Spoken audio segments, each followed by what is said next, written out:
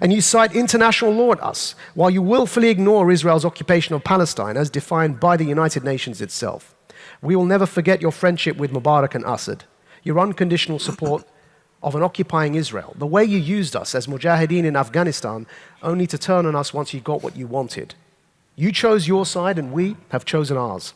We've come to know that no amount of civilized pleading, no amount of appealing to your humanity, for your mercy, no amount of playing by your rules in your game will move you. You are stupefied in ignorant bliss while we bleed and secrete pus from every orifice. There is only one thing you people value and cherish, and that is your own lives, your own happiness, and your own selfish oblivion. If inflicting upon you even an atom's weight of the pain we suffer at your hands wakes you from your stupor and forces you to listen to our cries as we drown, then I'm afraid we have finally decided that though it's a very hard choice, the price we think is worth it. Mm. All right, you've won me over. I'm becoming a jihadist. Yes. Yeah. I'll send my bank account details. You can send me the check later on. I think the wise thing for you to do now would probably be to counter that steel man. Well, I think everyone else can do that. I've spoken too much. Sam? Well, I actually would add to the side of the balance against the Enlightenment in that I think there's more to the case for...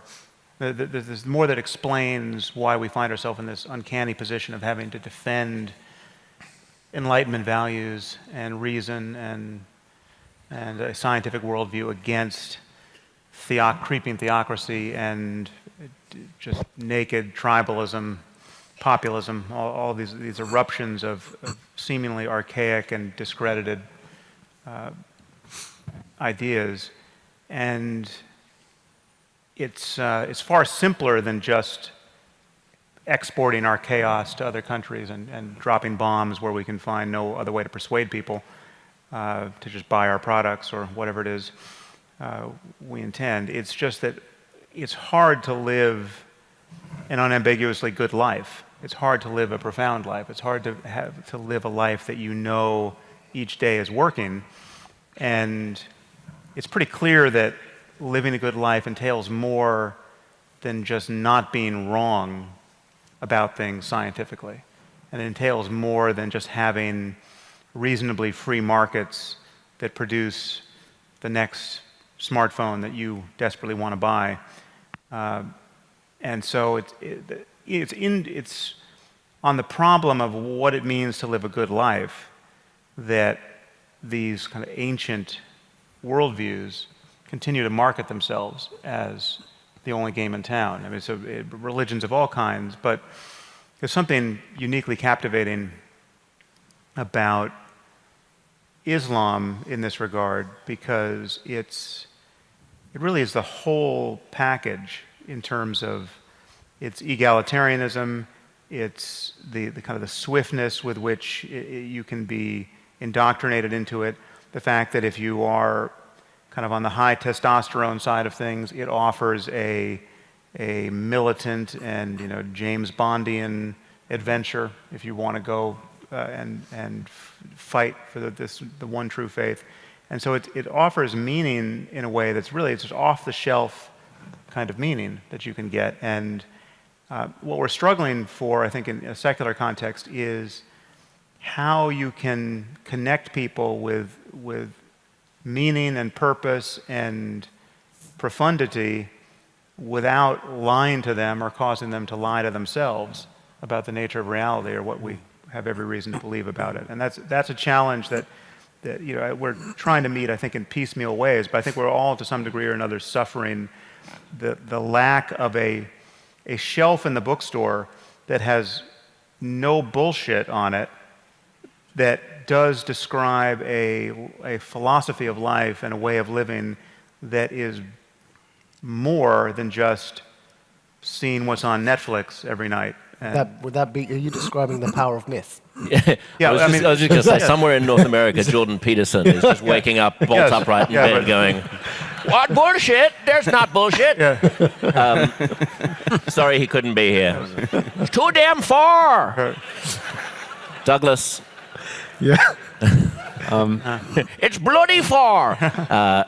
Douglas, the loss of meaning in the West and the loss of a spine amongst Western intellectuals, the loss of a sense that there is something worthy of defending, is one of the themes that you come back to a lot. Sure. I just say at the beginning, I could go through every one of the things that Maajid just listed in that and shoot them down, but that would take a little while. Let me just make one observation about the list, which is the enormous risk that often happens of people absorbing the arguments of opponents who do not wish you well. So, for instance, on interventionism, you never hear, in fact, I've said this to Maajid before, but I've never heard anyone from the Islamic world say, thank God for NATO. Yeah. But they should. But by the way, I'll spend the rest of my book debunking these, just for everyone's, but I mean, they shouldn't. The reason I mention this is for the selective historical reasons which we in the West are at risk of imbibing.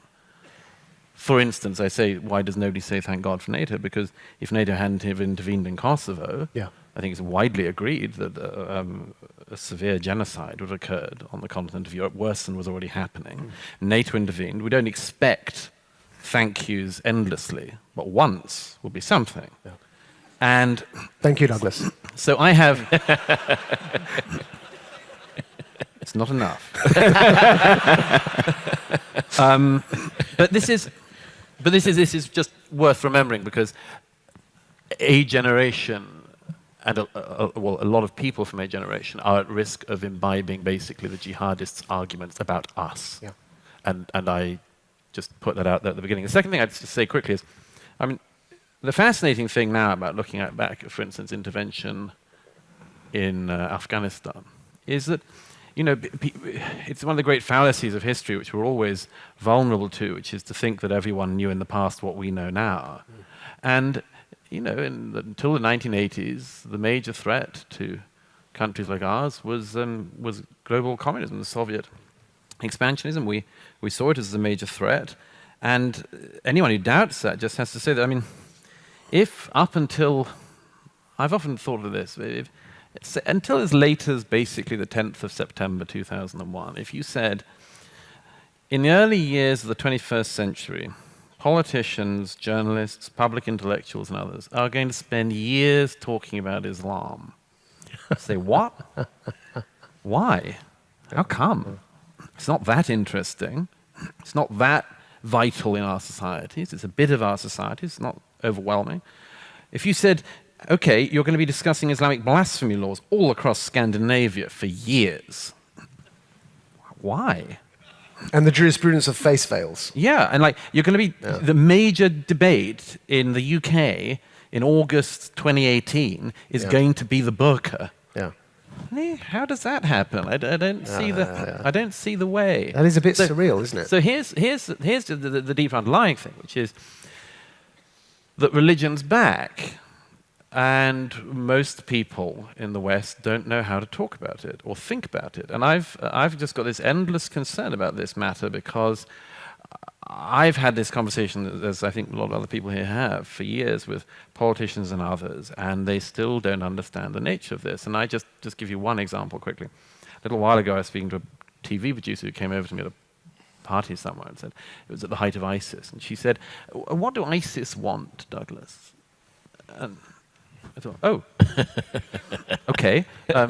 Well, they're actually quite upfront about it generally. Yeah, they're quite. They've done a lot of speaking about this and a lot of writing, and they basically want to bring about they invite the world to Islam and bring about the end times. And this woman looked at me and she said, she said, well, that's ridiculous. I mean, they can't. I said, what do they really want? And I said, well, they say that they want to invite the world to Islam, or their version of Islam, and then bring about the end of times. And she just looked at me like, I don't see that. I don't. So, and then I realized, well, if I just said to her, basically what ISIS are after is like a 2.5% reduction in VAT, she'd have been all over it. Oh, yeah. Yeah. No, I think. Well, would they settle for 1.2? You know, we'd have been able to talk about It is a bit high, isn't it? Let's find some compromise. But she had no idea, and that for me, in a nutshell, is one of the things, one of the many things we're walking through at the moment, is the inability of people in societies like ours to realize that some of our opponents believe that they have the explanation for everything, the justification for everything, the meaning of everything, now, yesterday, tomorrow, and to the ends of time and eternity. And we say, come again? At the very least, we have to educate ourselves about this.